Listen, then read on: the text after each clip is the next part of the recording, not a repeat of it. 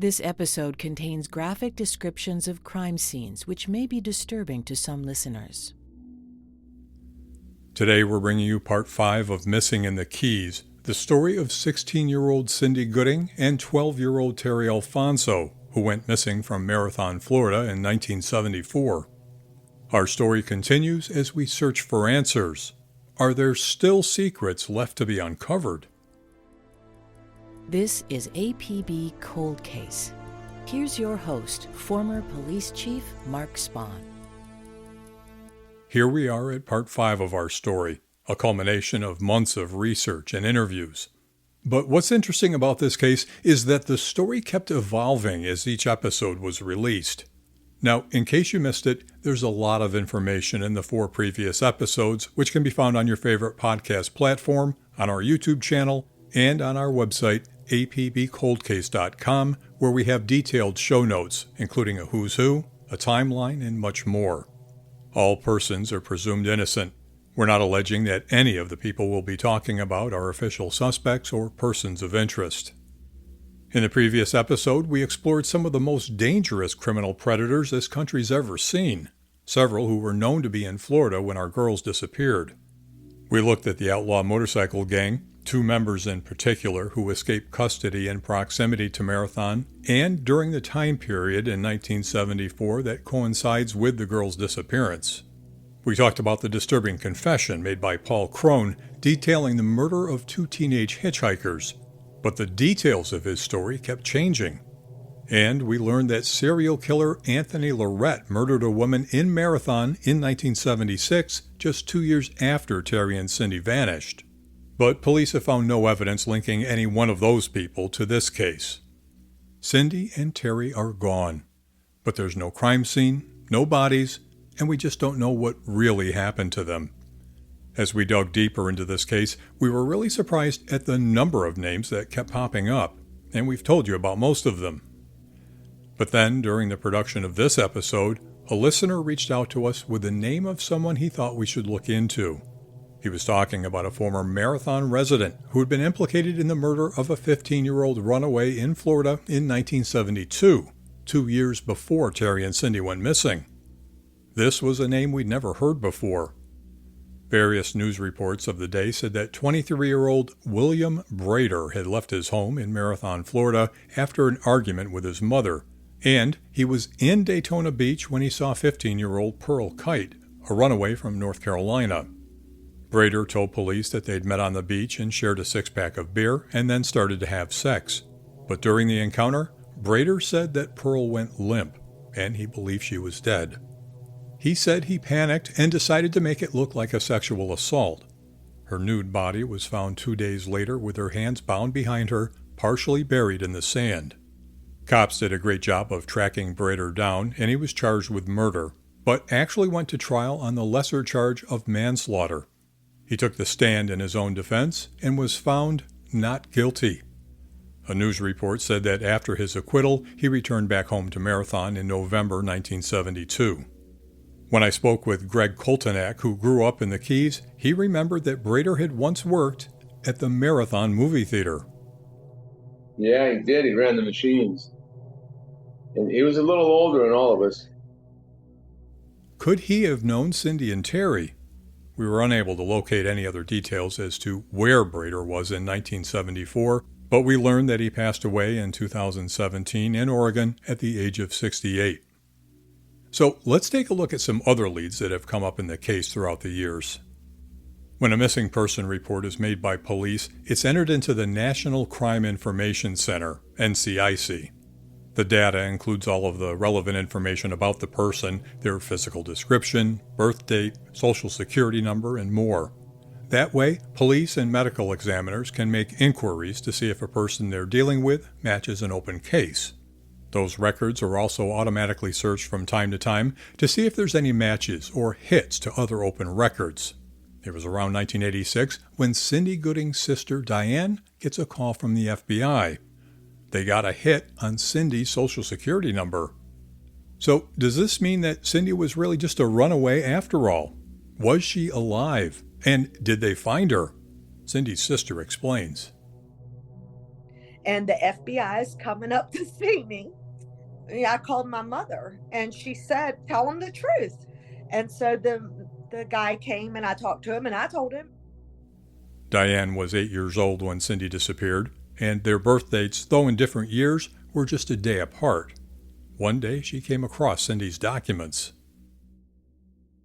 Well, in my mother's little file cabinet was her birth certificate, her social security card, and she had never got her driver's license. So I took her birth certificate and I took her social security card back then and went right on down to DMV and got a driver's license under Cynthia Robin Goody. Took the driving test, got my driver's license, and I thought, well, we'll just see. And of course, my mother found out about it shortly after and took it from me. Diane nervously explained to the FBI agent what she had done. She told me that the agent was very understanding. And of course, I was thinking, I'm going to jail. And he told me, he said, I have some favors owed to me and I understand. He said, but please don't do that anymore. Don't do anything like that anymore. And I will never. And then, in 2010, during a routine search of missing persons records, police also got a hit on Terry Alfonso's Social Security number. The number in question was issued the year after Terry's disappearance. Could this be the break police were hoping for? The dates of birth were within months of each other, and both were from Florida. And, according to police, the driver's license image was similar in appearance to age-progressed pictures of the missing Terry. But after an investigation, police were able to confirm she was not Terry Alfonso. There was no explanation given as to how two people could have the same Social Security number, but it's possible that Terry's number may have been misreported or misentered into NCIC. What are the odds of getting hits on the Social Security numbers of two missing girls, and both hits lead nowhere? It's very strange. But that's not the only strange thing to happen in this case.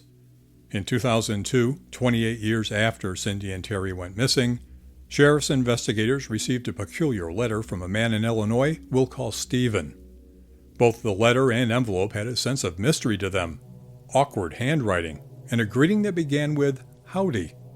The writer talked about Terry Alfonso specifically, asking detectives if there were any updated photographs of the missing girl and wanting to know if he could have one. Sheriff's detectives enlisted the assistance of police in Illinois who brought the 57-year-old man into the police station for questioning. Stephen explained that he often visited the local library and said that he found Terry's case on a missing children's website. To investigators, he appeared to be a crime buff and told how he wrote stories for a police magazine. His mother told detectives that Stephen had the maturity level of a 17-year-old. In the end, police said that Stephen was nothing more than a curious citizen with a desire to be helpful in his own way. Terry Alfonso's sister Darlene told me about another lead that came up in 2010. The street that we lived on, 92nd Street, there was a lady that was gardening and started finding bones. They started digging and they did find two bodies. Police were called and an intensive search began. A news report from NBC6 in Miami said that detectives found a skull, leg bone, and finger bones. 92nd Street. I have the paper right here. In the paper it says remains appear to be decades old, origin still unknown. The families anxiously waited for results. The Monroe County Sheriff's Office would later say that lab testing indicated the bones dated back to 200 to 400 BC. Another dead end. And again, the case goes cold. But in the years following the disappearance of Terry and Cindy, and as forensic science has evolved, police were diligent in collecting DNA specimens from family members of both girls and others in the investigation, including the Crones, who we talked about in Part 3, and Cindy's former boyfriend, Little Dave. So we've covered a lot of ground in the investigation, but what are we missing? Let's go back to some of the possible theories. As we've said, the families don't believe that the girls ran away, and neither do we. If the girls were abducted and killed, where are their bodies? Some people we spoke with, including Cherie McMillan Townsend, have their own theories.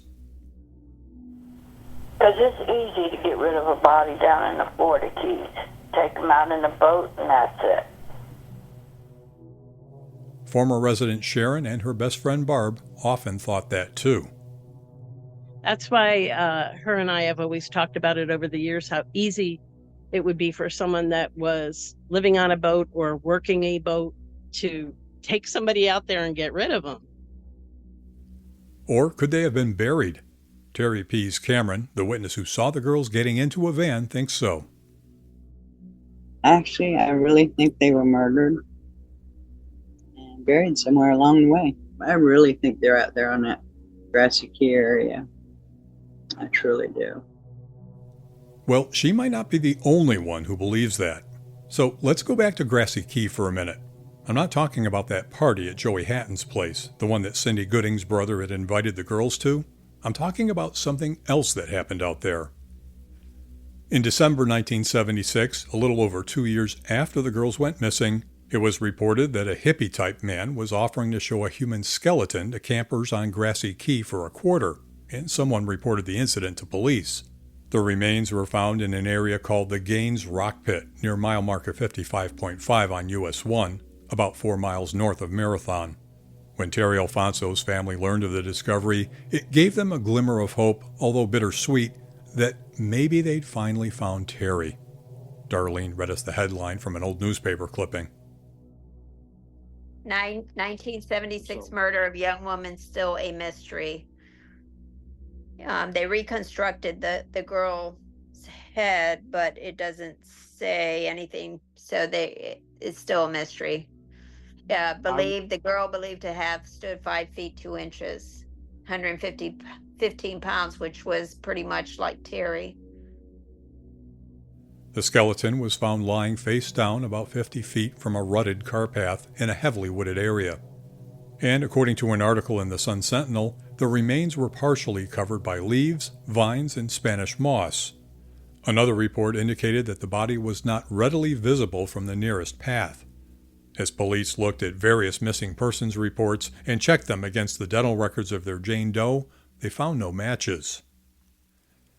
In 1987, Terry Alfonso's mother asked police to look into the possibility that the remains were her missing daughter. According to a police report, an anthropologist examined the remains and was able to exclude both Cindy and Terry as being the victim. So it wasn't our girls, but the question remained, who was the Jane Doe found on Grassy Key? In many cold cases, time is the enemy for investigators. But in this case, time and the advancements in science, in particular DNA science, would become their friend. According to the Sheriff's Department, it was in 2004 when a lab was able to isolate a DNA profile on the bones from Grassy Key, which matched Stephanie Semple, who'd been missing from Boca Raton, Florida since March 1976. It was reported that Stephanie was a chronic runaway, and she had told her mother she was going to the Florida Keys with friends. So even though the bones found on Grassy Key were finally identified, the cause of Stephanie Semple's death is still unknown. And the circumstances surrounding her discovery and the fact that she was found only 2 years after Cindy and Terry vanished caused concern for the families. Who was that hippie-type man showing a human skeleton to tourists in exchange for money? And why didn't he call police? Well, it was someone you've already heard about. According to police reports that Terry Alfonso's family shared with us, it was little Dave's friend, Terry Freifogel, who discovered the remains on Grassy Key. He would have been 18 years old at the time the remains were found in 1976. I called Freifogel to ask him about the discovery, but he denied finding any remains, and he told me that any such report was disinformation. Now, what I'm about to tell you is disturbing and explicit. We discussed the details of what we found with the families of Terry Alfonso and Cindy Gooding before this episode was publicly released. So I want to take you back to part 3, where we mentioned a couple of police interviews with 2 people about this case. One of those interviews was with little Dave, Cindy Gooding's boyfriend, and another was with little Dave's friend, Terry Freifogel. Investigators interviewed Freifogel in 1997 about the last time he saw Cindy Gooding. He told police that he was with his father, Robert Freifogel, Little Dave, and Cindy Gooding at Indy's Inn on Duck Key. They'd been partying and were all intoxicated from drinking and drugs. He went on to say that they all returned to the Jerrydale Motel, and that Cindy was so out of it that in order to dance with her, he had to hold her up. According to that report, he said that at some point, Little Dave had sex with Cindy. He went on to say that his own father, Robert Sr., also had sex with a sleeping Cindy, who woke up and who, in his own words, began to complain about what happened. In the report, Freifogel went on to say that the next morning, Cindy was asleep in the bed when the three men left to go to Miami. So he said that they returned to the Jerrydale. And if you remember, the Jerrydale is also where Terry Alfonso's sister, Darlene, was staying at the time. And that's where the girls had been staying too. But we don't know the exact date or in which apartment unit this incident took place. When I asked Terry Freifogel if he remembered being at Indy's Inn with his father Robert and being one of the last people to see Cindy Gooding, according to a statement by Little Dave, he told me that's possible. We might have been dancing over there or something. But he said he didn't remember the name of the other missing girl. I asked him what condition Cindy was in that night. He told me she was probably in the same condition as everybody else, trashed. He explained to me that everyone was partying, telling me that back in those days, it was a perpetual party. So let's talk about Robert Freifogel Sr. He would have been 41 years old in 1974. The story we just heard about him having sex with a sleeping 16-year-old is disturbing, so I did some digging. I learned that in 1997, Robert Freifogel Sr. was in trouble with the law. I asked his son Terry Freifogel about the federal case against his father, but he declined to talk about it and told me I'd have to find out for myself. Well, the feds had an investigation into Robert Freifogel Sr. and the production of pornography using minors. Those allegations spanned a period from 1994 to 1996. Reports say he pled guilty to the main count, using persons under 18 to engage in sexually explicit conduct for the purpose of producing videotapes and photographs, which were distributed through the mail. He was sentenced to 10 years in federal prison. So that certainly raises a concern when we go back to Robert Freifogel Sr. being seen in the company of Cindy both at Indy's Inn and at the Jerrydale. I spoke with Greg Koltenak, who was a teenager in Marathon in the 70s. He remembered the Freifogel family, and he shared an experience he had as a teenager when he went to the Freifogel home and Robert Sr. answered the door. And so Bob answered the door. Come on in, though. Come on in. Again, and there's this girl, and she had her top off, and I'm going, whoa. And he's grabbing her, and he's got his hands all over. He says, man, she wants to fucking him.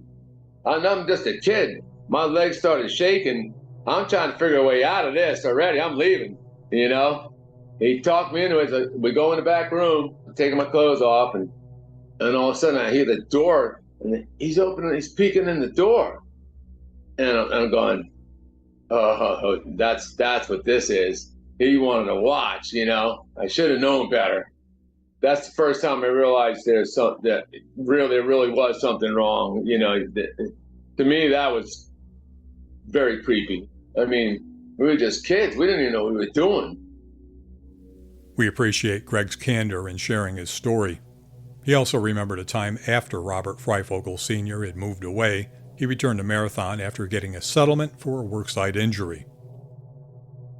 I don't know why. He just came over to show off his car, but he had a brand new Camaro. And he come pulling up. He opened up the trunk, and he had all these tapes. And he says, I want to show you something. He says, you got a VCR? I go, well, yeah, actually I do. And he had a little box. There was about 10 VCRs in it.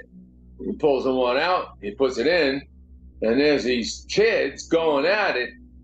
He says, well, who the hell you think's taking the pictures?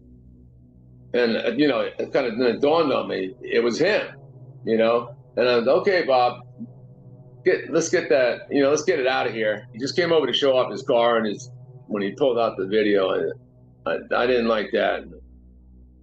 So, given the background of Robert Freifogel Sr., and knowing that, according to reports, he was among some of the last people seen in the company of Cindy Gooding, where can we go for answers? We learned that little Dave has since died, and Robert Freifogel Sr. himself died in federal prison. Looking back, this has been one of the most perplexing cases we've ever covered, and as I said earlier, the story continued to evolve as we started receiving phone calls and tips. If you remember, at the end of Part 1, we asked that anyone with information about the trailer on 74th Street to please come forward. Well, someone did. Greg Koltenak, who you just heard from, had been living in a unit at the Jerrydale with a buddy who coincidentally was little Dave's stepbrother. In 1974, the two of them decided to rent that trailer on 74th Street. Two of us. We didn't tell nobody. We were actually thinking we could keep it a secret.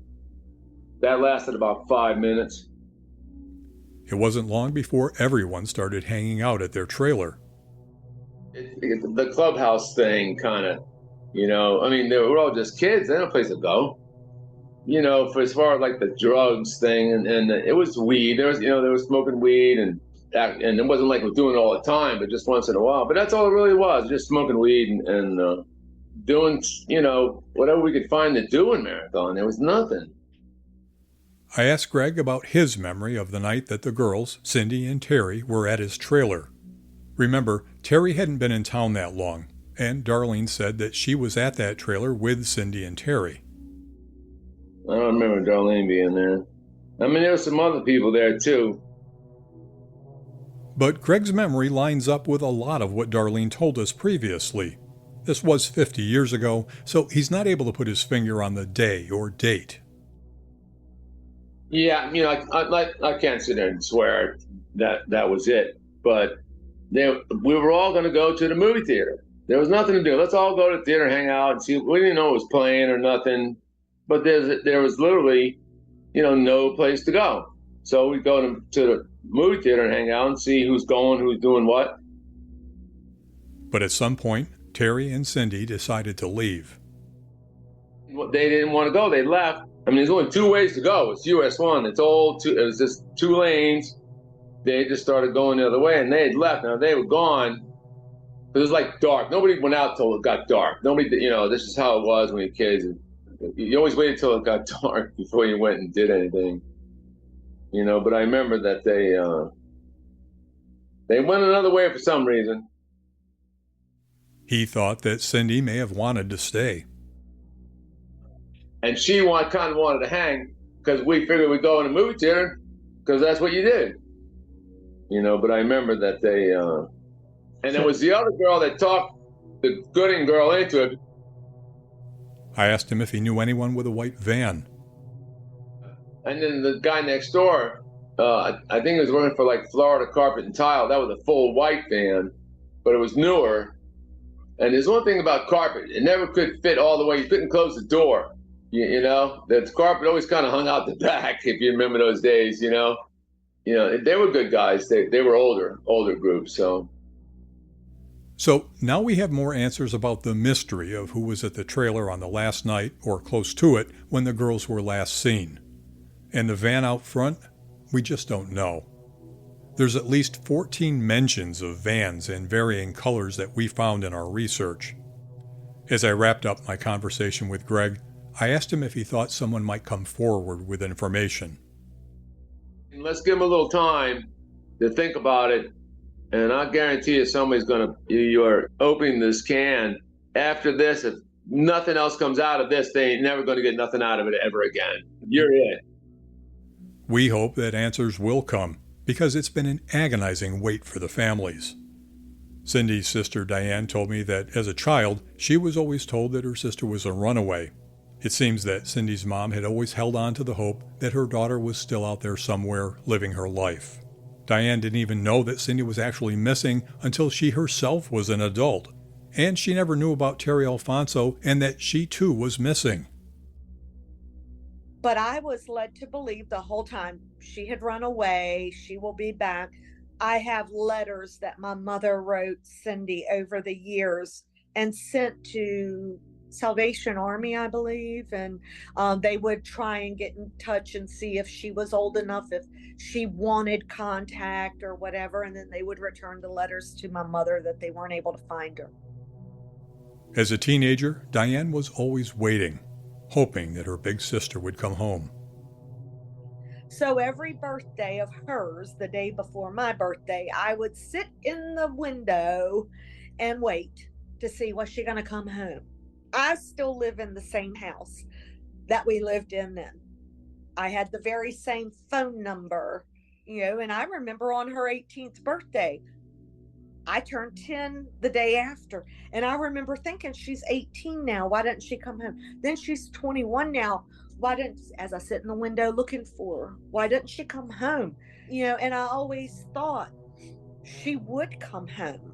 But when I was 18 is when I actually found out what truly happened.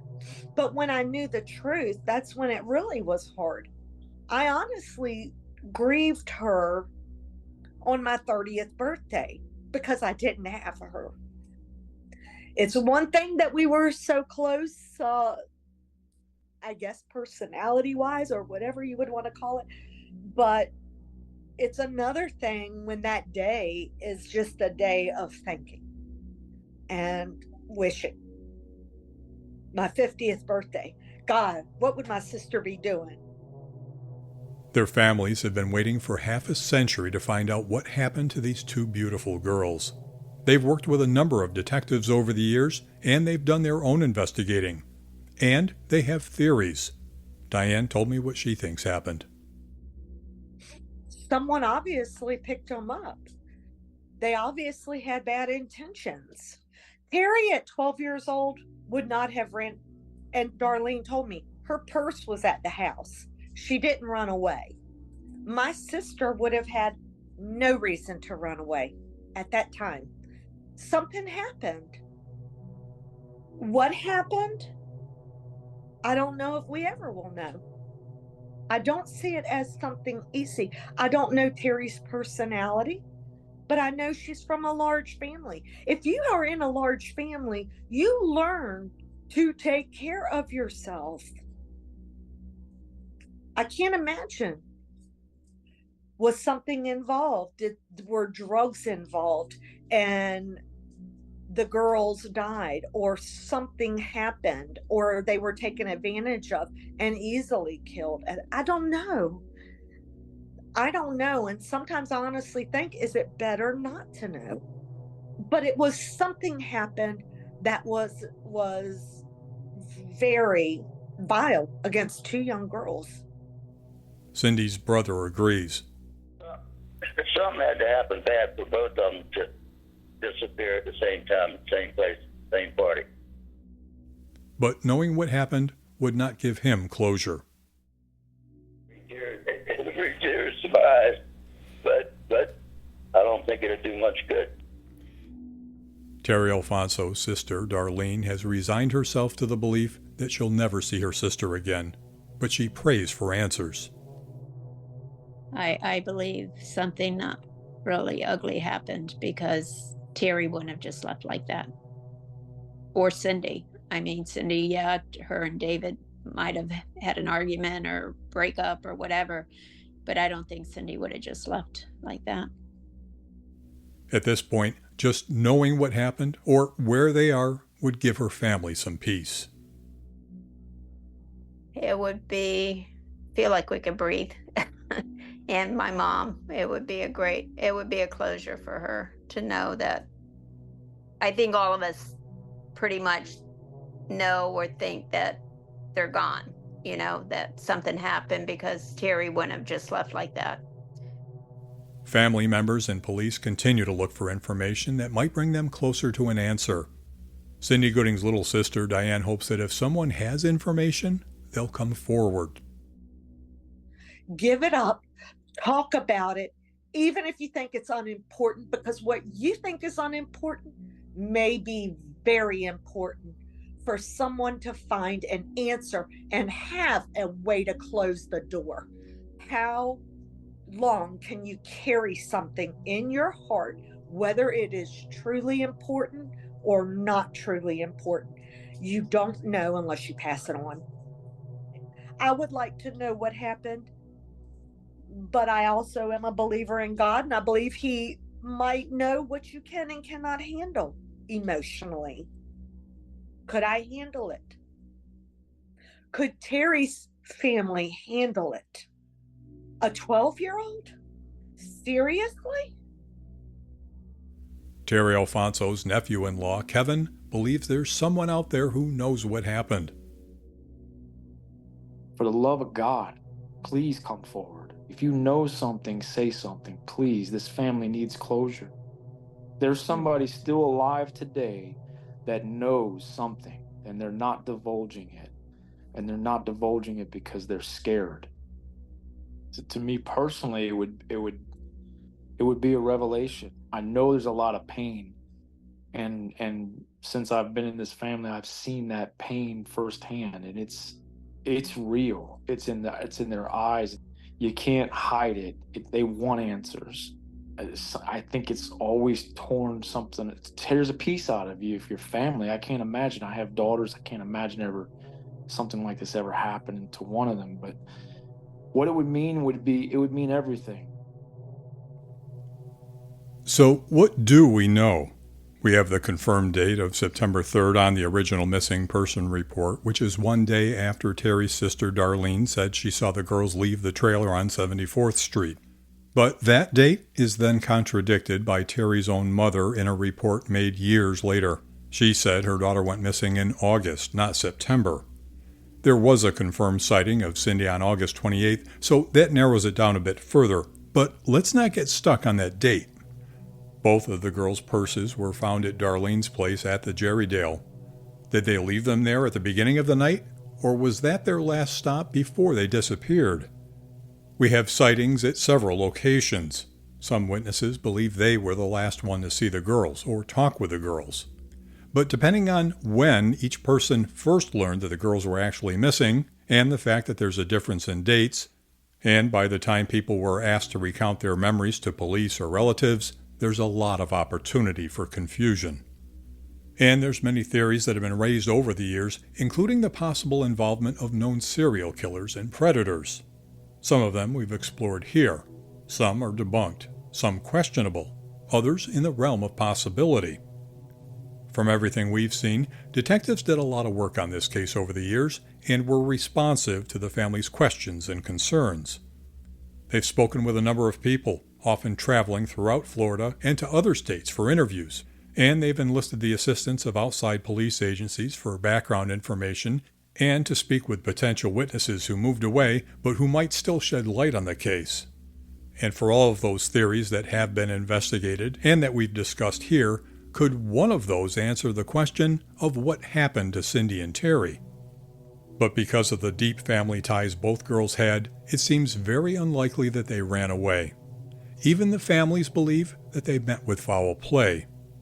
The one thing we do know for sure is that Cindy and Terry are missing, and their families and police want answers. We want to leave you with a song called Cindy Robin, written and performed by Cindy Gooding's brother Joe, who's since passed away. We'll post the lyrics in the show notes on our website. It's a loving tribute to two beautiful young girls who are missed by the families who love them.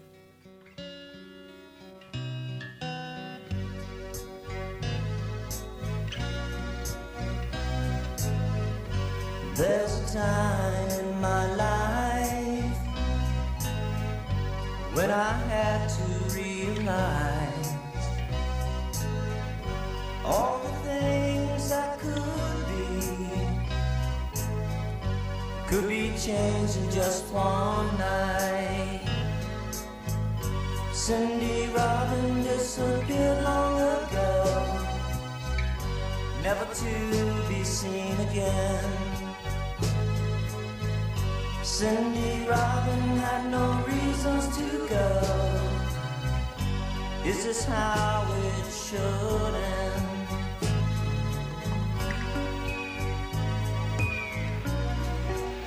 In 1974, two young girls decided to hitchhike to a party somewhere in Marathon in the Florida Keys. My sister, Cindy Robin Gooding, and Terry Riggs, her friend, never arrived, and no one I know has seen or spoken to them since. Cindy was 16 and Terry 12. If they are alive, I pray they call home.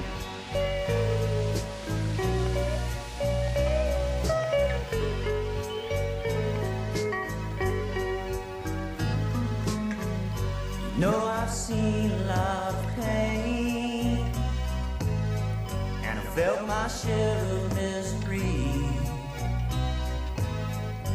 But the hardest pain of all is missing a girl named Cindy. Cindy Robin, where are you today? Are you able to be heard? Cindy Robin, won't you phone home today? Everybody misses you. Everybody misses you. Everybody misses you. We all love you, Cindy. If you have any information about the disappearance of 12-year-old Terry Alfonso or 16-year-old Cindy Gooding from Marathon, Florida in 1974, call Crime Stoppers at 866-471-TIPS or go to crimestoppers305.com or call 1-800-THE-LOST. If you or anyone you know is being abused or exploited, call your local police or the National Center for Missing and Exploited Children at 1-800-THE-LOST. We also have other contacts for victims on our resources page. Check out these links in our show notes, along with age-progressed images of Cindy and Terry, a who's who of the people mentioned in the episodes, a timeline, maps, and more on our website at apbcoldcase.com. Thanks for listening to APB Cold Case.